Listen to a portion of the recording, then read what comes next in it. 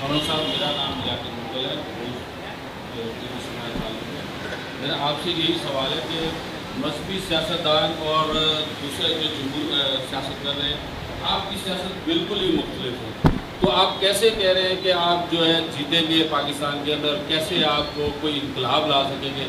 تو اس کا کوئی آپ کے پاس کوئی ہے فلسفہ کہ آپ کامیاب ہوں گے پاکستان میں؟ یعنی پاکستان میں جیتنے کے لیے نمبر 2 مذہبی ہونا اور نمبر 2 سیاسی ہونا ضروری ہے، یہی مطلب؟ مذہبی بھی ہو تو بندہ نمبر 2 ہو، کہتے ہیں نا دونوں سے آپ مختلف چل رہے ہیں۔ تو انشاءاللہ ہمیں یقین ہے، آپ پنجاب میں آئے نا ذرا، 28 رمضان کو ہم نے ایک آنے کا صرف دورہ کیا تھا تو پورے گاؤں کے گاؤں روڈوں پر آ گئے تھے، صرف ایک۔ اور میں بھاولپور گیا ہوں تو وہاں پورے گاؤں کے گاؤں باہر آ گئے۔